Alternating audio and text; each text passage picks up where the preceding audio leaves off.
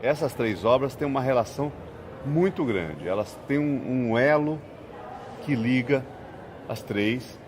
Eu diria que o que a Lina experimentou no União, lá na Bahia, e foi interrompido pelo golpe militar de 64, ela retoma no MASP, mas no momento em que o Brasil estava mergulhando profundamente na ditadura, em 1968, quando ele é inaugurado, e ela retoma essa experiência, esses traumas, o que ela pôde realizar, o que ela não pôde realizar no Pompeia com grande sucesso. Aqui, para essa obra, ela se dedicou muito. Dedicou 8 anos da vida dela aqui, 9 anos da vida dela aqui dentro. E eu acho que toda a experiência anterior está, de certa maneira, presente no Sesc Pompeia. E são obras de cunho político no sentido de uma arquitetura que fala para a sociedade, que interfere no comportamento das pessoas, na vida das pessoas e tenta mudar muita coisa na sociedade, na cidade, nas comunidades.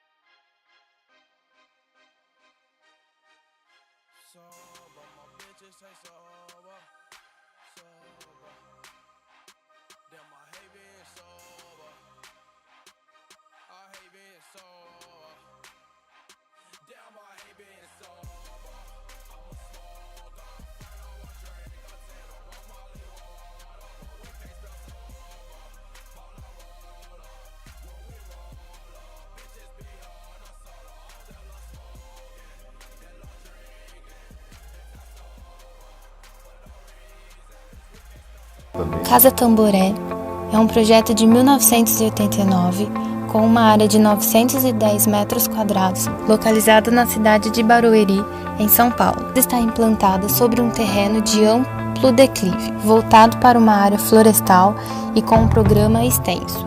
Os arquitetos em depoimento relataram que o primeiro desafio projetual consistiu em evitar que a casa se tornasse a configuração de um pequeno palácio. Adotou-se a alternativa de distribuir o programa em 2 blocos distintos, um de área social e o outro de área íntima.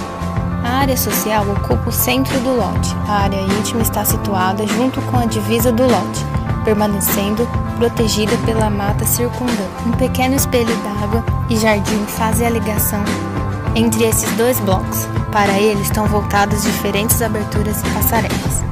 Essa implantação permitiu que a residência criasse uma série de espaços fluidos, contínuos e dinâmicos, atingindo o objetivo de não tornar a casa uma grande massa volumétrica fechada.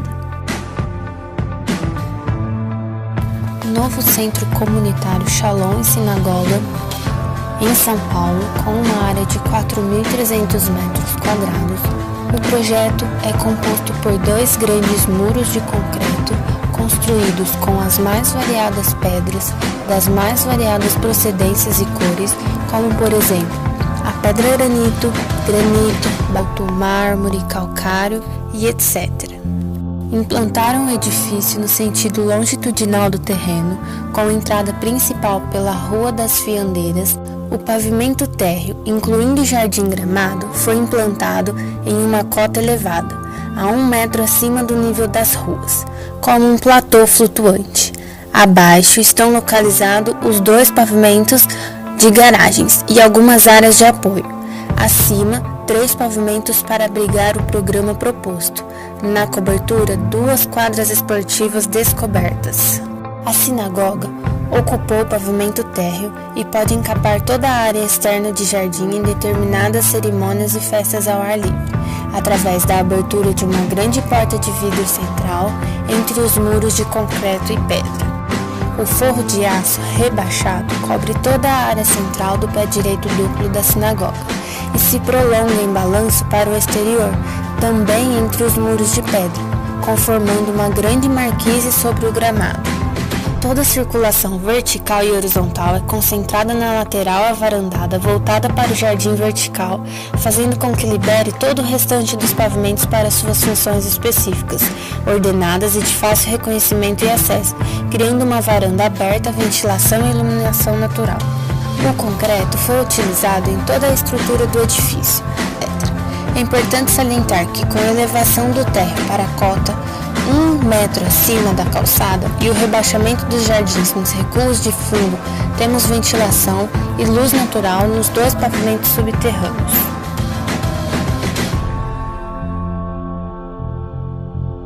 Praça das Artes, com uma área de 28.500 metros quadrados.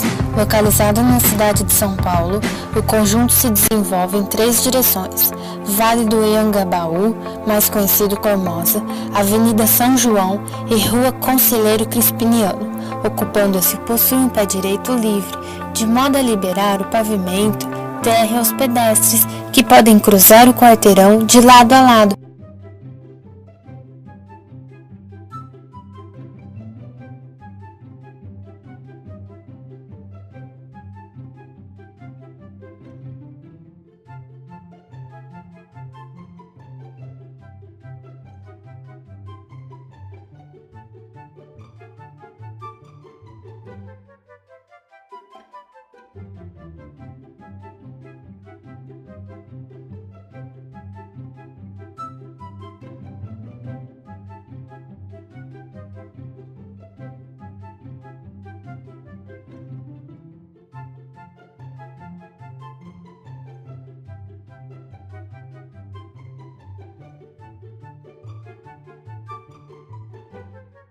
Pessoas vão morar em cidades, vão construir cidades porque não gostam de morar um no morro, outro no outro morro acolá.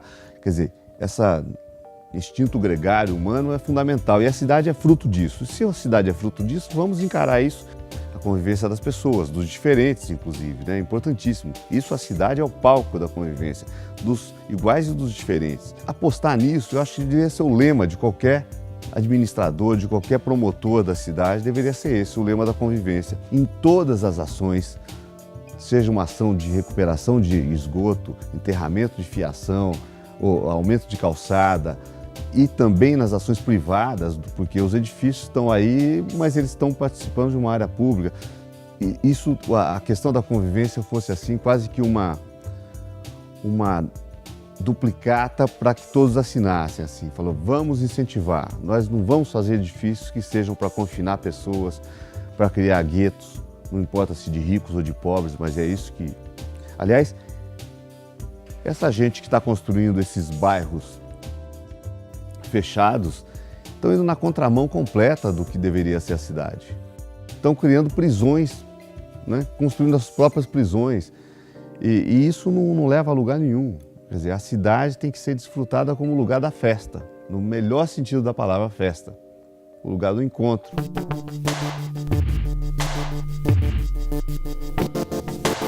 Se você olha à sua volta, você vê as calçadas mal feitas, esburacadas.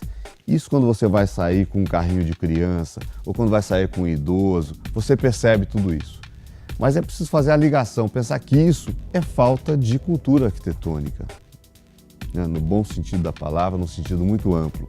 Quer dizer, calçada também é arquitetura, né? Uma vizinhança simpática, onde você passa e tem um abrigo, é cultura arquitetônica, é arquitetura. Abrigo de ônibus é arquitetura. Então, se você começa a olhar para isso, você vai reparar que São Paulo, de repente, você passa ao lado de viadutos horrendos, né? Abandonados, ou com gente morando embaixo em situação precária, indigna, fazendo sua comida, sua fogueirinha, dormindo em sofás velhos, restos de móveis. E pensa, puxa, por que eu não posso utilizar isso? Se o mundo todo usa, você vai para Paris, você vai para Nova York, Buenos Aires, aqui mais perto, e tem restaurantes, tem galerias, tem floriculturas, feiras, áreas interessantíssimas embaixo dos viadutos. Esse seria um projeto interessante para ser espraiado, para ser implantado em toda São Paulo. Claro que observando em cada lugar o seu programa, que deveria ser diferente de um lugar para o outro. É preciso prospectar as necessidades que acontecem em cada região periférica ou central, para ver qual é a demanda, o que é que as pessoas querem naquela região e implantar isso embaixo de viadutos. É claro que você não vai fazer casas, mas você pode fazer feiras, bares, restaurantes, serviços, estacionamentos também que são necessários. É uma visão na qual as pessoas não acreditam que investindo no espaço público, ela só ganha a longo prazo. O Parque do Ibirapuera está aí como exemplo. A comemoração dos 400 anos de São Paulo foi a construção de um parque com alguns pavilhões maravilhosos, feitos por grandes arquitetos, urbanistas e paisagistas. Hoje São Paulo só se orgulha do Parque do Ibirapuera. É o máximo ter esse parque em São Paulo. Você imagina São Paulo sem o Parque Ibirapuera? É inconcebível. E foi um presente para a cidade na comemoração dos 400 anos. Coisa que não aconteceu na comemoração dos 500 anos do Brasil em lugar nenhum desse país. Completamos aí os 500 anos sem nenhuma intervenção urbanística forte. Eu acho que a gente devia investir cada vez mais em arquitetura para o pedestre. Todos os espaços. O benefício maior devia ser do pedestre.